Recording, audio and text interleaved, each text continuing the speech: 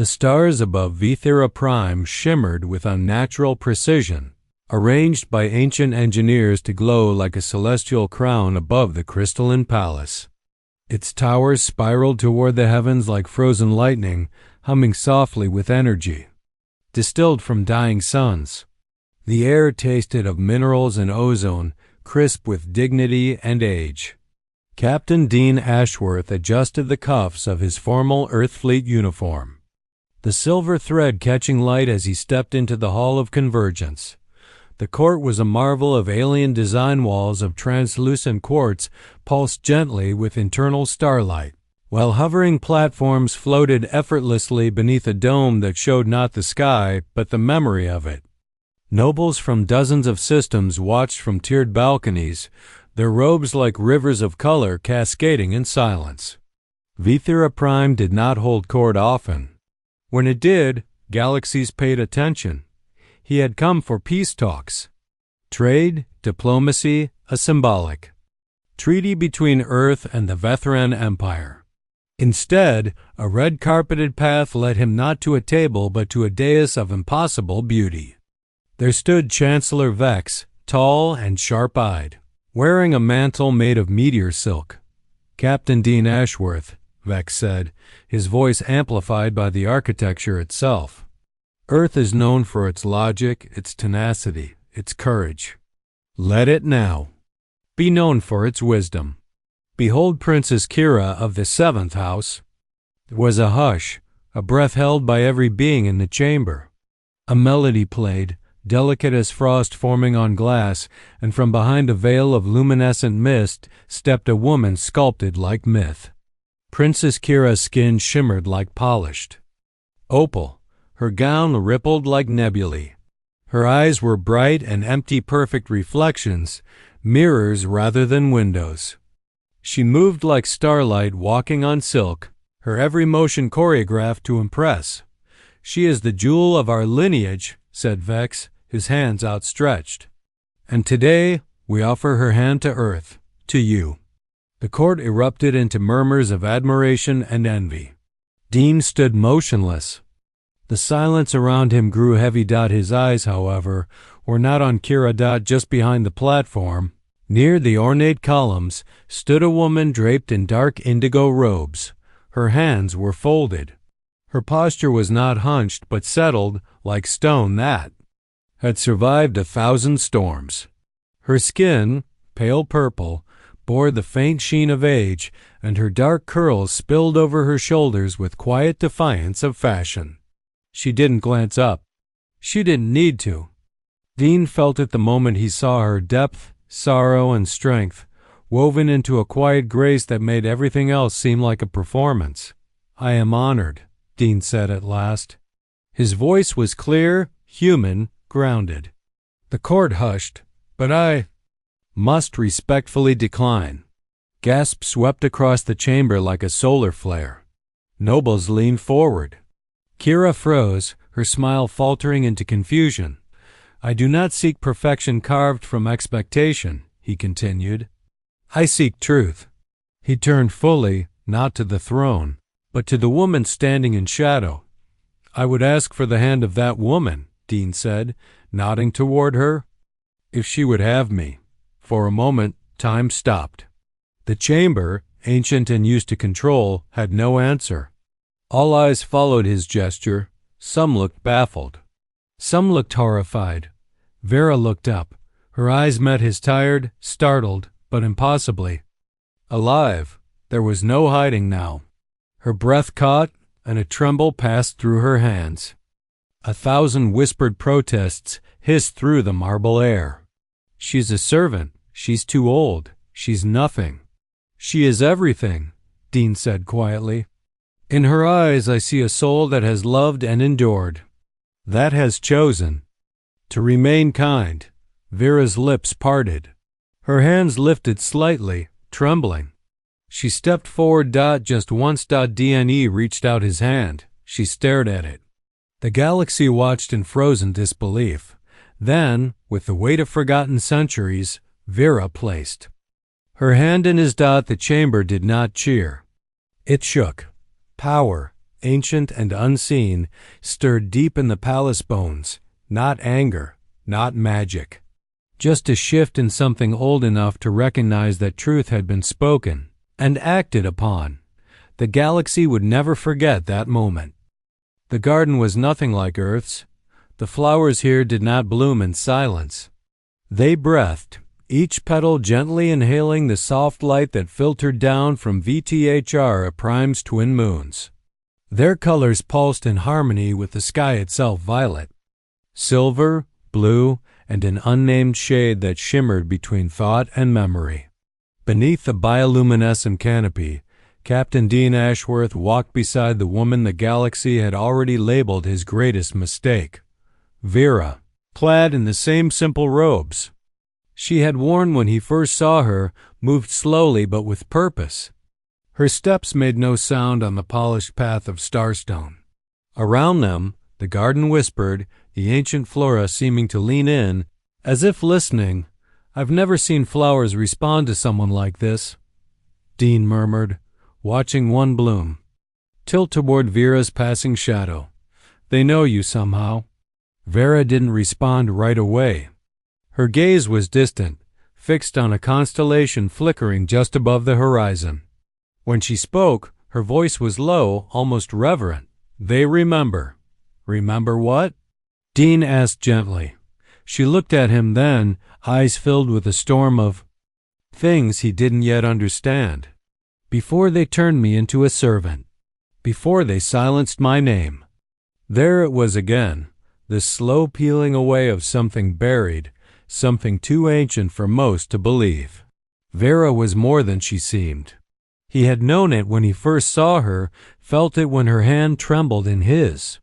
But now each word, each pause between her thoughts, hinted at a history carved into the bones of the galaxy.dne stopped walking. "Tell me, please," Vera hesitated.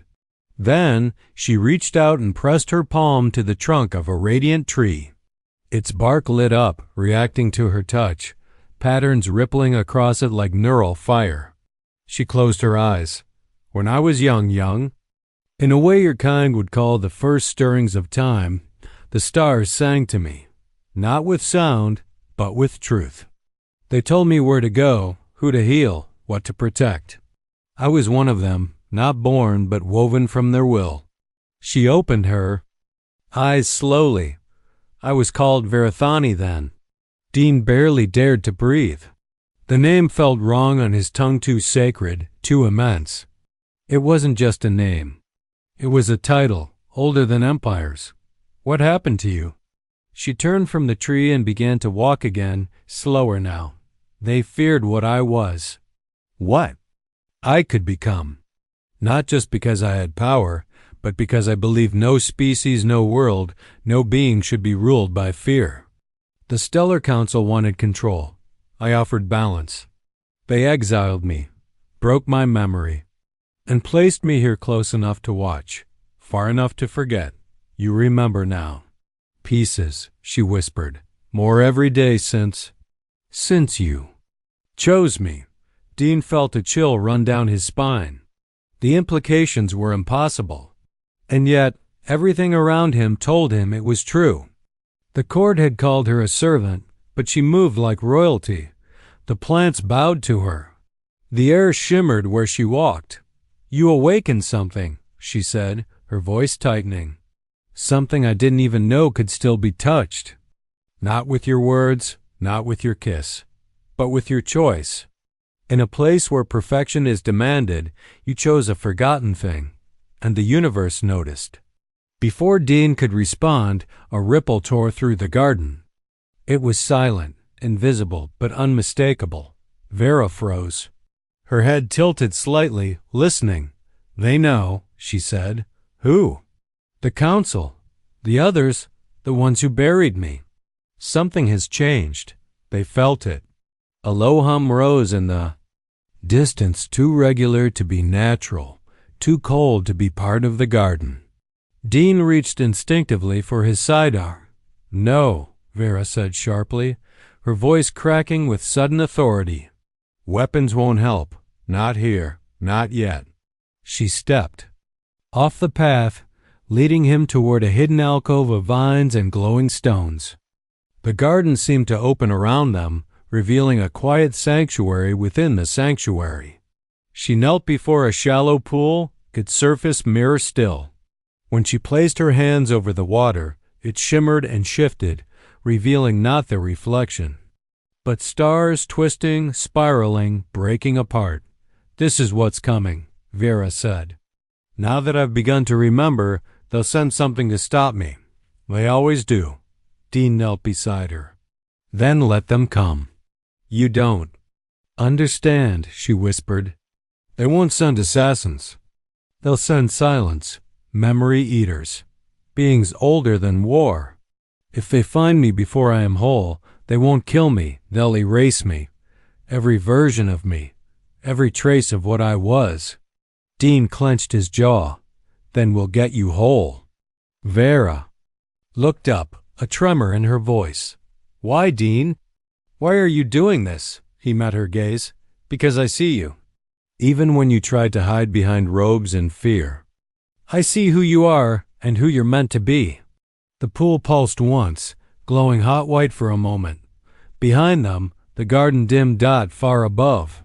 In the cold dark beyond Vithira's sky, a signal had been received. Something vast and watching had turned its gaze toward the planet. The night air inside Vera's chambers was heavy with the perfume of starshade blossoms, a species that only bloomed when cosmic tides aligned once every several years. Yet tonight, their deep violet petals opened wide, flooding the room with their intoxicating scent. Light from the twin moons bathed everything in soft silver, catching on the crystal eaves and the ridged edges of her robes as she stood silently by the window. She didn't turn when Dean entered. "I couldn't sleep," he said. "I didn't expect you to," she answered. Her voice no longer held the soft hush of mystery. It had gained gravity, the kind that bent more than light. Each word now felt like a ripple through time. "You felt it too?" he asked. "The pulse?" She nodded. Slowly. "Yes, something ancient has been dislodged. I can feel it in my bones, in my name." She finally turned to face him, and for the first time since they met, she wasn't hiding. The robe was gone. She wore a simple sleeveless tunic of black weave, functional, ceremonial, and strangely regal. Without her layers, without her disguise, Vera was not fragile. She was timeless.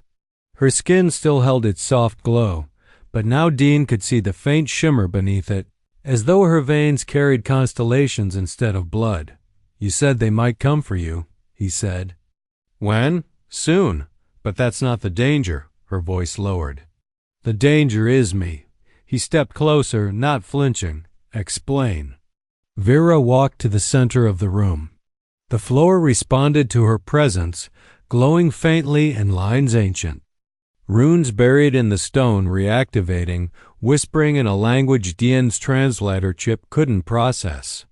She didn't speak the words aloud, but the entire room began to shift, walls melting into views of distant galaxies, stars spinning in impossible spirals, timelines overlapping like waves. Dean blinked, stunned. It wasn't a hologram. It was. Memory. Vera held out her hands, palms up. "Do you want to see what I was?" she asked. Dne nodded once. A rush of light exploded through the chamber, silent and cold. He felt himself falling forward without moving. His heart raced as an ancient vision poured into his mind. A younger Vera Verithani hovering above a burning world, her eyes white with power, her hair a comet trail of solar winds. Cities shattered below her, not from violence but from transformation. She was cleansing something, burning it clean with love that refused to be twisted by war. Armies dropped their weapons and wept. Leaders knelt in surrender, not from fear but recognition.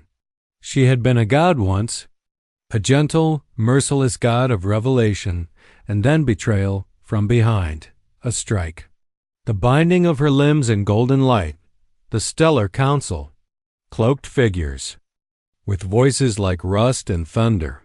They had not dared kill her, so they scattered her across time, across memory, across roles so mundane they would never be questioned. When the vision ended, Dean was on his knees, gasping. "That was you," he whispered. Vera nodded, her expression unreadable. "Why show?" "Me this now?" he asked. "Because I'm waking up," she said. "And I don't know who I'll be when the process is complete. I needed you to see both sides, the one you chose, and the one I was before choosing became a luxury." He stood slowly. "I still choose you." She moved to him like a wave moves toward the shore. "You may regret that." "I won't," he said, and then she kissed him. It was not a kiss of desperation or softness. It was a convergence of timelines, of memories, of hidden destinies roaring back to life. As their lips met, the walls of the chamber pulsed violently. The window cracked outward, not from damage, but from pressure like reality bending to make space for a force returning to its rightful place. Dean's skin burned slightly. Vera pulled back, eyes wide. "You're bleeding." He touched his lip. A thin trickle of gold-knot blood trailed down his chin. He looked at her confused. "You're already changing," she said. "Your proximity to me is rewriting you." "What does that mean?" "It means if you stay by my side, you may become something else. Not human, not emissary.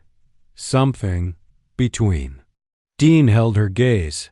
"Then let's become that together." Before Vera could respond, the moonlight vanished. Not dimmed, blotted. A dark shape passed overhead. Then another. No alarms rang, no lights flared, because nothing from VTHR at Prime Systems recognized the intruders. They weren't ships. They were entities, shaped like vessels but moving like organisms. Smooth, featureless things with eyes carved into their hulls. They hovered silently above the palace, casting shadows that shimmered with anti-memory, a chill that stole not warmth, but context. Vera staggered. "They've sent the erasurists." "Who?" "They are the end of forgetting," she whispered. "Agents who consume all records of a being, of a soul, of a purpose. If they touch me now, even you won't remember why you came here. You'll forget that I ever existed." She turned to the window. "But I'm not ready to fight them. Not yet." A deep hum began vibrating through the walls, low, mournful, like the growl of something ancient waking from beneath the surface of the planet. "We have to go," she said suddenly. "Now." Dean grabbed her hand. "Where?" "To where they buried my name." The floor beneath them split open, not from damage, but invitation. A spiral of light unfurled beneath their feet, leading downward into the memory vaults, a part of the palace long sealed, long denied. As they descended, the light from the upper world faded, and above, the erasurists began to sing. It was not music. It was deletion. Darkness in the vault wasn't like the absence of light. It was full, rich with the weight of history, compressed memories, and secrets sealed so long ago that even the palace walls had stopped echoing their names. The spiral descent carried Captain Dean Ashworth and Vera Verithani deep beneath VTHRA Prime, far below the reach of the Stellar Council, the court, or the hungry sky above. But not below the reach of what hunted them. The steps glowed faintly beneath their feet, not from technology, but from recognition, an ancient welcome code only Vera's presence could trigger. Dean could feel the air thickening as they descended. Time shifted strangely here. His wrist chrono blinked nonsense.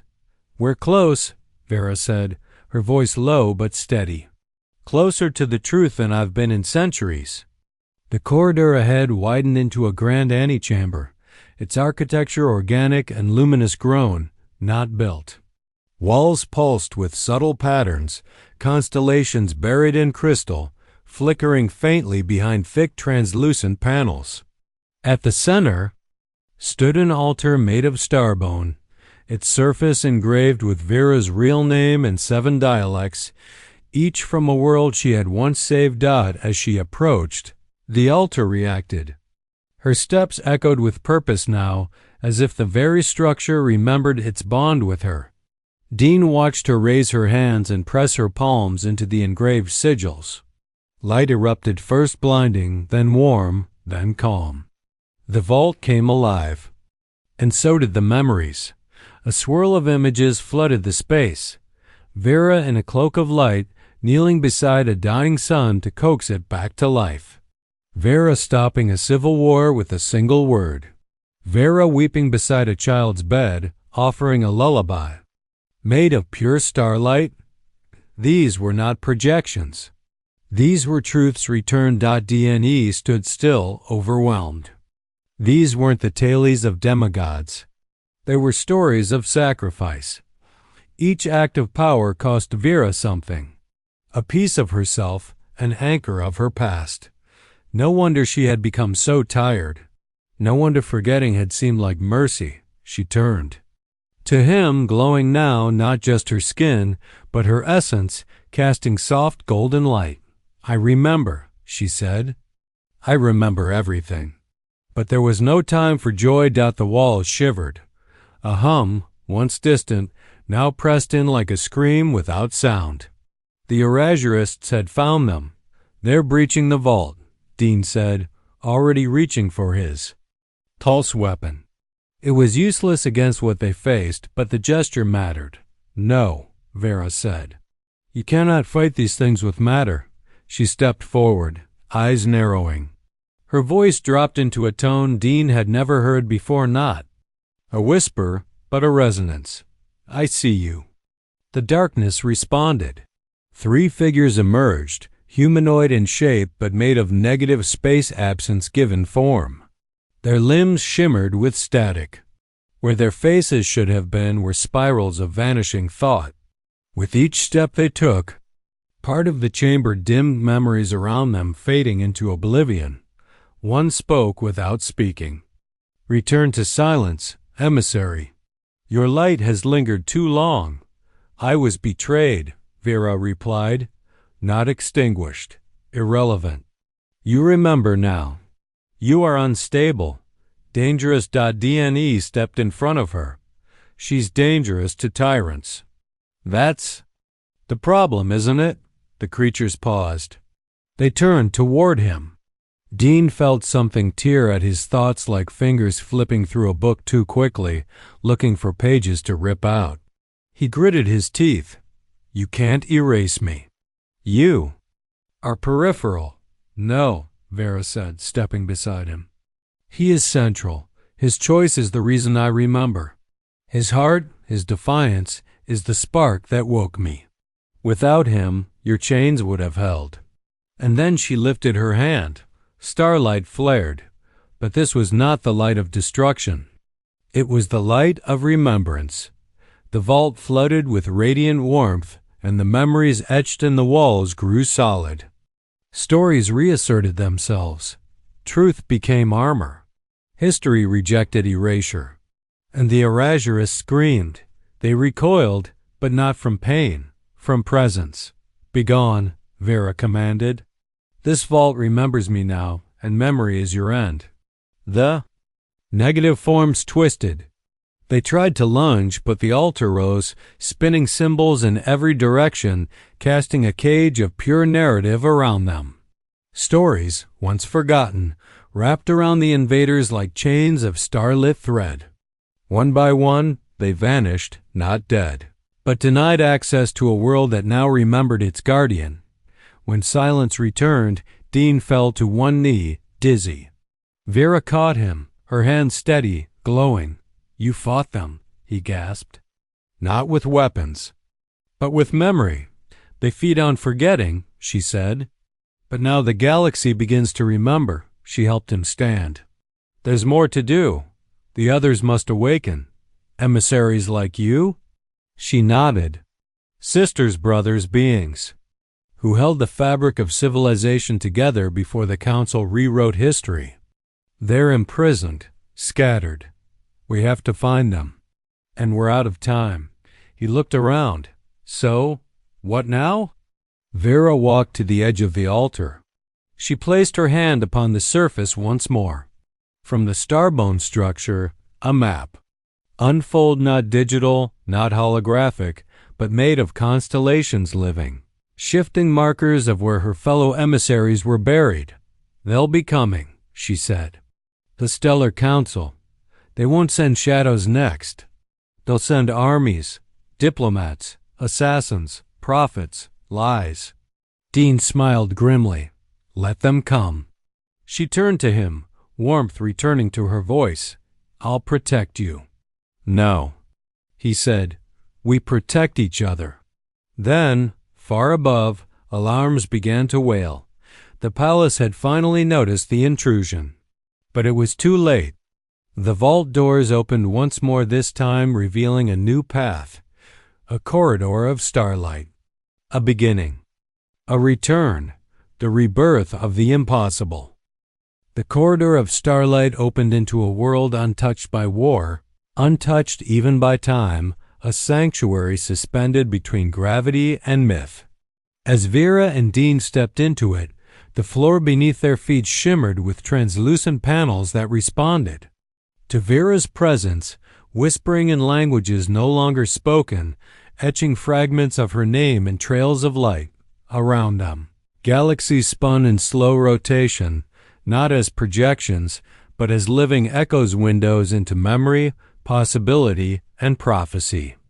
They were now moving through what the Council once called the bridge between truths, a forbidden passageway used only by the emissaries in an age before power was centralized, before control replaced harmony, and it was waking up. Dne could feel it in his chest. A pressure, gentle but insistent, like a long-forgotten heartbeat beginning again. His vision blurred at the edges. Time, direction, even temperature had ceased to follow logic. But Vera's hand remained in his, anchoring him. You were never meant to be here, she said softly, but you're surviving it. Not surviving, he answered, following. She turned to him, eyes bright with something deeper than gratitude. Something ancient, reverence. The corridor narrowed, then split into 7 paths, each marked by a symbol burned into the air, stars within stars, burning triangles, inverted spirals. Vera examined them, then pointed toward the one with a broken arc surrounded by 3 moons. This is where she sleeps, she said, the emissary of peace. Mirison? Dean asked. Vera nodded. My sister. The Council feared her almost as much as they feared me. Her touch could still hatred. Her voice could end battles. They bound her in the only form that could not wage war. A child, Dean whispered. Yes, a child's body. Immortal but unaware. Living on a fractured world torn apart by endless civil war. Every time she tries to speak, pain silences her. Her powers are locked behind the trauma the Council keeps feeding her. They stepped through the archway, and the corridor collapsed behind them like sand falling into silence. Suddenly, they were elsewhere. Smoke, ash, red skies burning.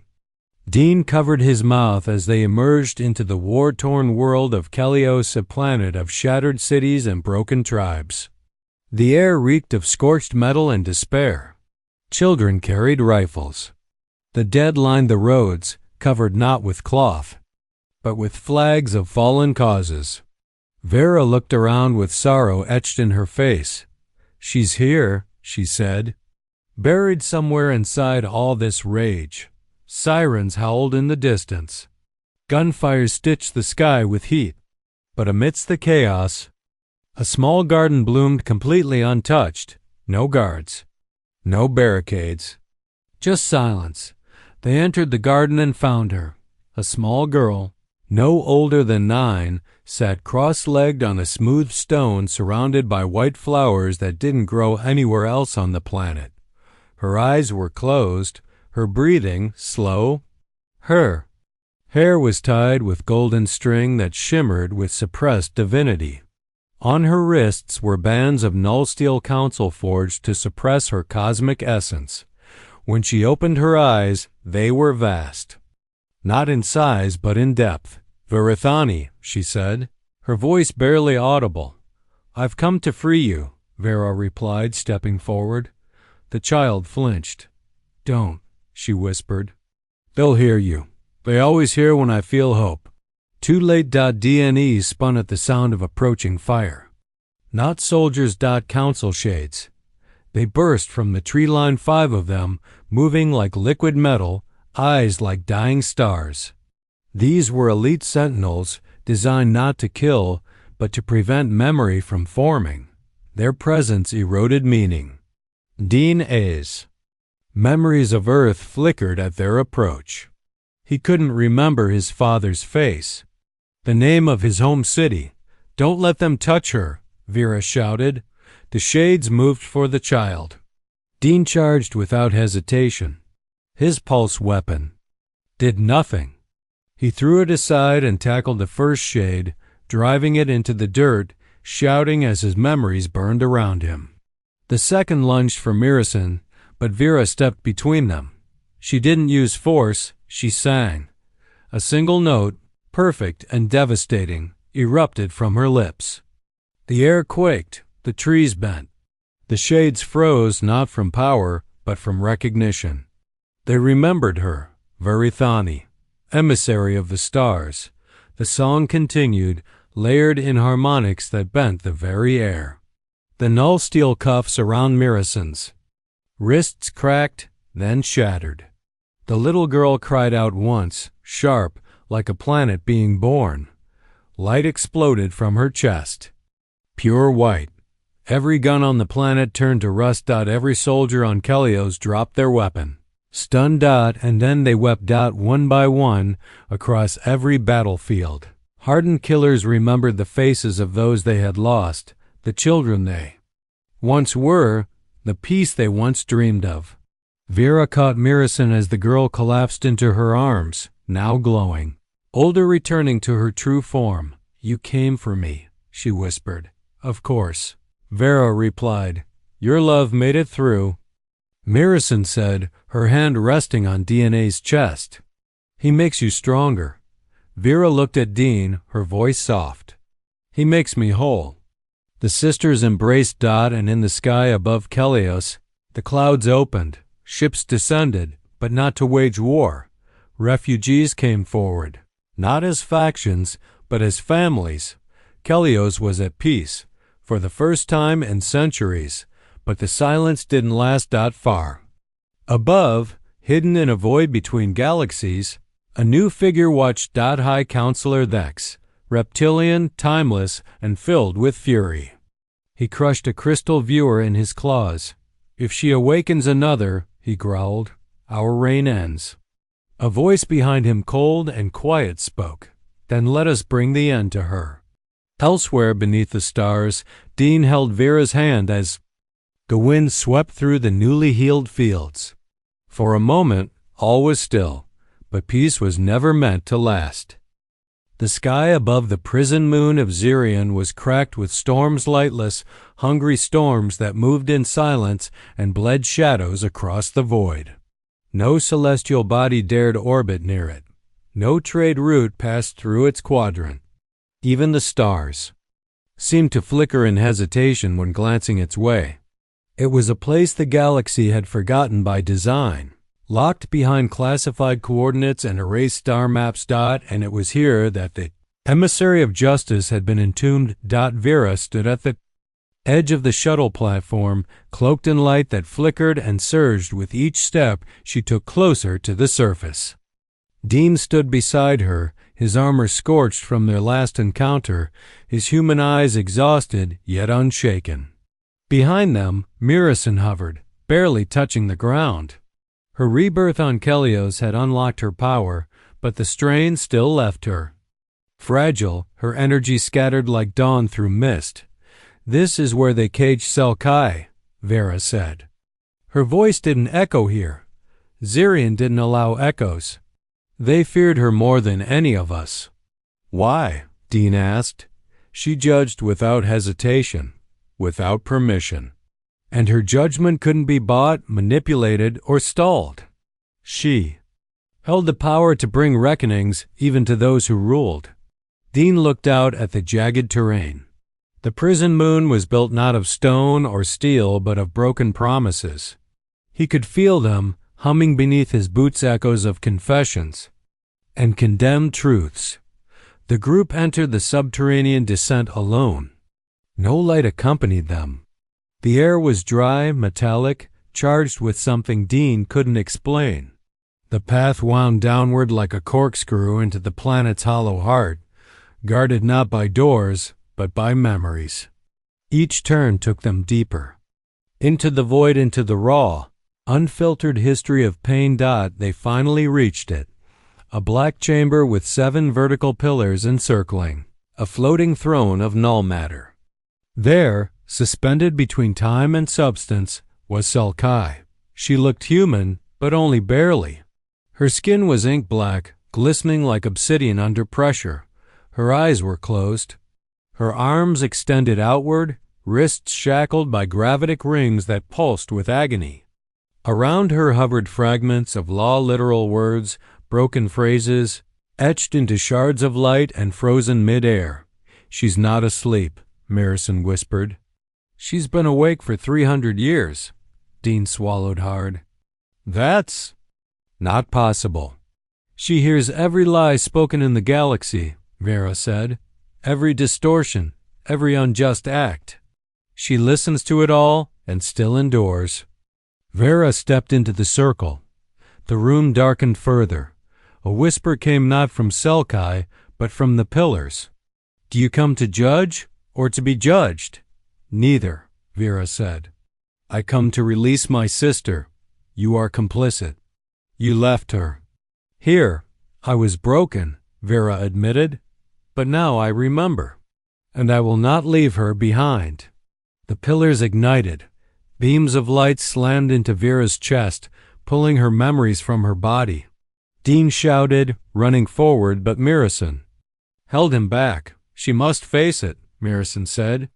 "Selkai doesn't awaken until truth is spoken in full." The air filled with visions, Vera breaking council laws, doubting herself, watching planets burn because she hesitated. Her guilt flooded the room. She fell to her knees. Tears burned her cheeks. "I failed you," she whispered. "But I never stopped loving you." At that, the light shifted. Selkai's fingers twitched. The pillars shattered. And in a roar of fractured law, the emissary of justice awoke. She screamed, and the prison crumbled. Chains broke. Words disintegrated. The throne collapsed into dust. Selkai floated down, barefoot, silent, and radiant with terrifying serenity. Her eyes solid silver-locked on Vera. "You came back," she said. "I never stopped being yours," Vera replied, breathless. Selkai turned to Dean. "You carry love not as a weapon but as a shield. That is rare." "I carry it for her," Dean said. "And I would again." Selkai's eyes softened. "Then you are worthy." But before the reunion could settle, the planet shuddered. Dozens of ships dropped out of hyperspace above Zirion. Council. Warships. But they were not normal vessels. These were nullcraft engineered to erase quantum signatures, equipped with weapons forged in the time wells of black hole forges. And at their center floated a dreadnought unlike any Dean had ever seen. The Vermilion. Verdict. High Counselor Thex had arrived. Inside the dreadnought, Thex stood tall, his armor fused with living code, his voice carried by a dozen layered vocal cords. He raised a single claw. "Begin the unmaking." On the moon below, energy strikes lit up the sky. Explosions shook the chambers. Dean and the emissaries fled upward, racing through collapsing tunnels. Vera was glowing, now unstable, power flaring too fast to contain. "I can hold them off." Selkai said, "Go." "No," Vera shouted, but Dean grabbed her hand. "We move together. We face this together." On the surface, War erupted. Ships fell from the sky, locked in battle with awakened memories, ethereal shields, and cosmic storms summoned by Vera and her sisters. Dean took command of the surviving resistance. His tactics, human, unpredictable, began to turn the tide. He moved like a man with nothing to prove and everything to protect. Vera hovered above the battlefield, arms outstretched, drawing the energy of the stars into herself. Her body cracked with light. Time warped around her, and then Vex appeared on the battlefield, not as an avatar, but in person, wielding a lance made of null matter. And hate, he struck first, DNE intercepted the blow. The lance shattered against his chest. He collapsed, his armor splitting, his body falling limp. Vera screamed. The galaxy heard. She descended like a meteor, her form now fully transcendent, no longer cloaked in robes or memory, but wrapped in the raw justice of the cosmos. Her voice thundered, "You will not take another from me." With a wave of her hand, stars fell. Light answered her grief, and Vex withered beneath it. But Dean lay broken. Vera cradled him in her arms. "You promised," she whispered, tears falling into his hair. "You promised we'd face it together." His fingers moved weakly. "Still." "Here," he whispered. Then her tears ignited. Where they touched his wounds, light poured in. Not magic. Remembrance. He had tied himself to her essence. His love, his very being, was now etched into the structure of her soul. And from that bond, he rose again. Changed. Not human. Not emissary, but something in between. A bridge. A balance. Beginning. Together, they stood. Above them. The war faded. Vex had been defeated not by violence, but by what he could never understand. Union. And below them, the galaxy stirred. Because something ancient had been restored, and something even greater had just begun. The galaxy turned slowly in the aftermath, like a great beast waking from a centuries-long sleep. The battle on Zirion had ended, not with annihilation, but with transformation. High Counselor Vex was gone, not dead, but unmade, stripped of identity, power, and position. The Vermilion Verdict, his dreadnought of judgment, now orbited the moon in silence, its weapons disabled, its AI humming quietly like a repentant choir. The Stellar Council did not fall that day. It bowed. Vera no longer hidden, no longer just. The forgotten servant of the VTHRA court stood tall before them as verithani, emissary of the stars, no longer fractured. Her presence had become an undeniable force across the systems. One by one, the surviving council leaders surrendered not to her will, but to the truth of their own failure. In her gaze they saw not revenge, but justice. And in her silence they saw all the voices they had tried to erase, but the true story, the one the galaxy would remember for generations, was not just about the emissary.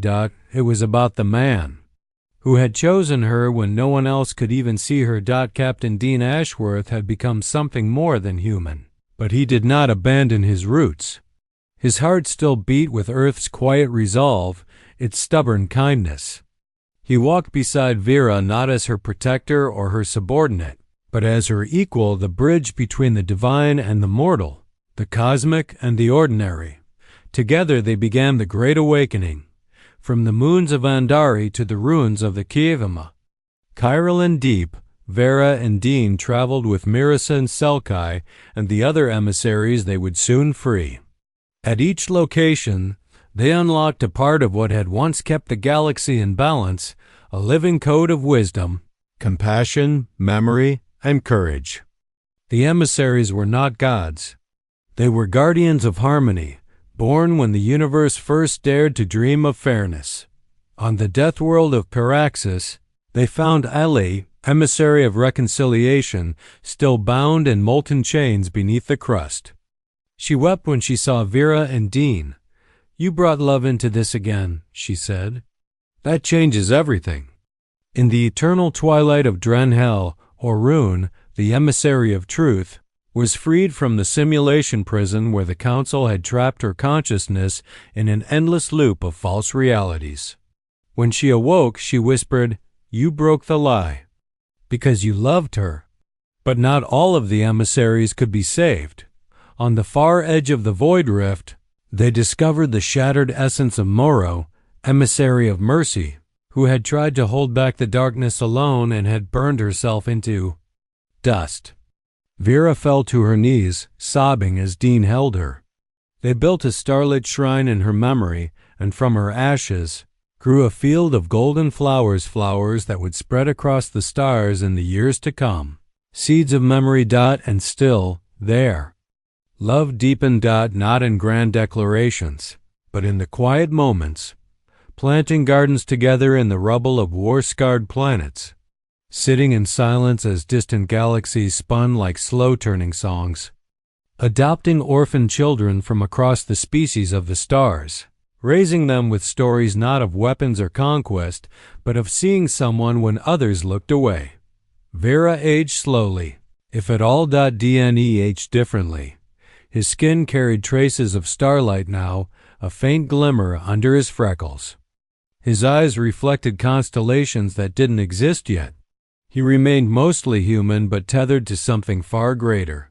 By choice, by love, by the sacred act of choosing someone the galaxy had forgotten.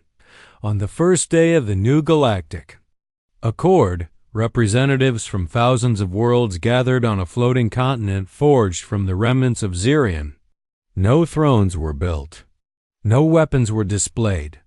Instead, a single tree grew at the center of the assembly, a tree with roots from earth, branches of verithani crystal, and leaves that glowed with the breath of emissary flame. Vera and Dean stood beneath it. "Do you ever regret it?" she asked him softly, just as she had once before.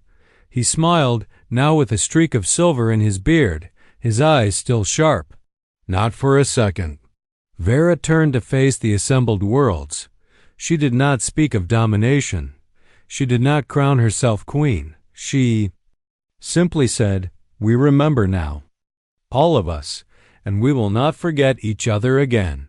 The galaxy erupted in quiet applause, an applause of understanding, of shared breath, of hearts no longer afraid to hope. As the emissaries dispersed into the stars to help rebuild what had been lost, Dean and Vera returned to the garden where it all began. The very same garden where he had first taken her hand. It was night again. The starshade blossoms had bloomed. Vera knelt to tend them. Dean watched her in silence. The soft hum of the stars above felt familiar now, like an old song returned. "I still remember the look on their faces," Dean said, smiling. "When I refused the princess," Vera laughed gently. "They thought you were mad." "Maybe I was," he said. "But madness was worth it." She stood, moving toward him. "You changed me."